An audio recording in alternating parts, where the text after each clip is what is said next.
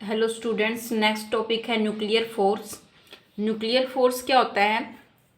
Nuclear force सबसे strong होता है। ठीक है, न्यूक्लियर फोर्स स्ट्रॉन्गेस्ट फोर्स है और ये क्या करता है? न्यूक्लियॉन्स को बाउंड करके रखता है, यानी न्यूट्रॉन्स को और प्रोटॉन्स को बाउंड करता है छोटे से न्यूक्लियस के अंदर।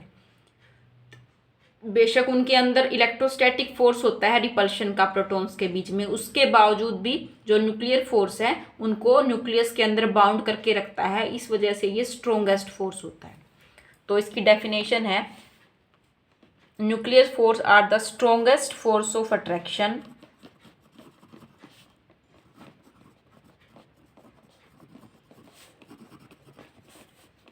Strongest force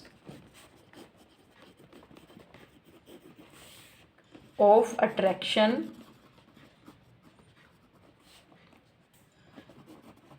which hold together the nucleons। Nucleons का सभी को पता है, न्यूक्लियस के अंदर न्यूट्रॉन्स प्लस प्रोटॉन्स को क्या बोलते हैं? Nucleons. In the tiny nucleus.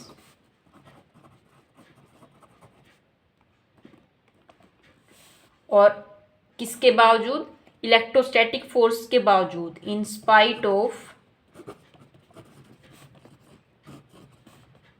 Electrostatic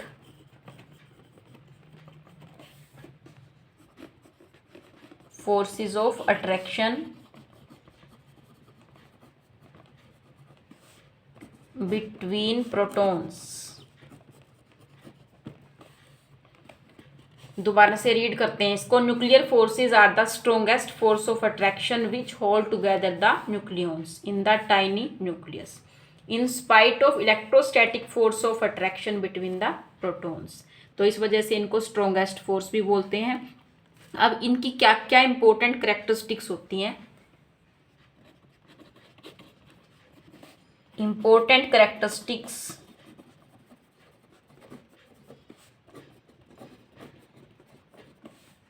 of nuclear forces.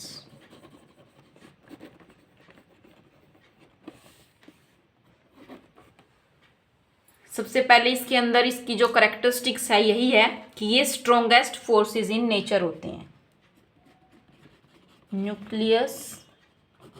Nuclear forces are strongest force.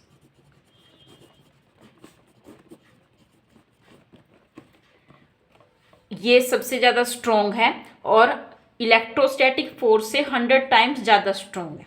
ठीक है, ये हमने 11th क्लास में पढ़ा हुआ है। 4 टाइप ऑफ फोर्सेस में जो न्यूक्लियर फोर्सेस होते हैं वो इलेक्ट्रोस्टैटिक फोर्स से 100 टाइम्स स्ट्रॉन्ग होते हैं और ग्रेविटेशनल फोर्स से 10⁻38 टाइम्स स्ट्रॉन्ग होते हैं। तो यानी बाकी सभी फोर्सेस से ज़्यादा स्ट्रॉन्ग है। ठीक है, सेकंड इसके अंदर जो कैरेक्टरिस्टिक आती है कि जो न्यूक्लियर फोर्स होते हैं ये इंडिपेंडेंट ऑफ चार्ज है। Nuclear forces are independent of charge. Independent of charge का मीनिंग ये है कि जो न्यूक्लियस के अंदर न्यूट्रॉन्स हैं उन न्यूट्रॉन्स के बीच में भी न्यूक्लियर फोर्स होता है। ठीक है, दोनों पे सेम चार्ज है, फिर भी प्रोटॉन्स के बीच में भी न्यूक्लियर फोर्स है। ठीक है, प्रोटॉन्स पे सभी पे सेम चार्ज है।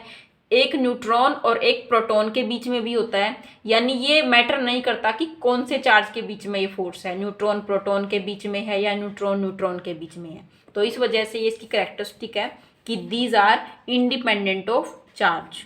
ठीक है, थर्ड इसके अंदर कैरेक्टरिस्टिक आती है, they are short range force.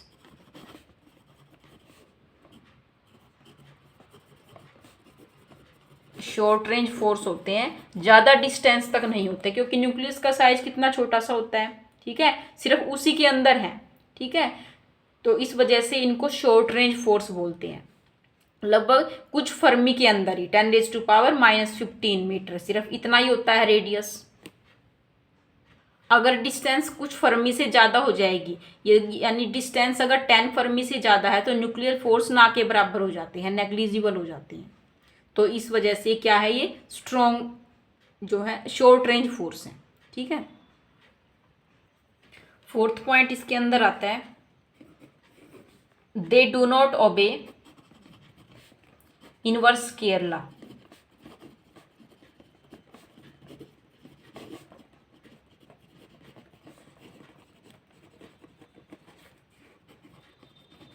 जैसे इलेक्ट्रोस्टैटिक फोर्स ऑफ अट्रैक्शन में होता है कि दो चार्जेस होते हैं, ठीक है, Q1 Q2, और दोनों के बीच में R डिस्टेंस होती है, तो जो फोर्स होता है वो directly proportional to Q1 Q2 by R square होता है, ठीक है, ये हमने पढ़ा हुआ है।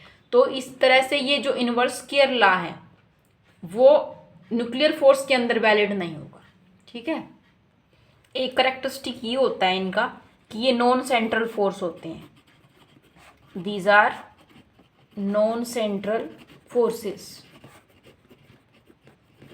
जैसे इलेक्ट्रोस्टैटिक फोर्सेस होते हैं, सेंट्रल फोर्स होते हैं, दोनों के जो सेंटर से सेंटर की डिस्टेंस है चार्जेस की वो R लेते हैं, और फोर्स जो है ये इस डिस्टेंस पे डिपेंड करता है जो कि सेंटर से ली जाती है, ठीक है। तो इसके केस में ऐसा नहीं है, न्यूक्लियर फोर्स नॉन सेंट्रल होते हैं और ये इनवर्स स्केयर लॉ को भी ओबे नहीं करते हैं। Okay, in the next video we will discuss about the radioactivity.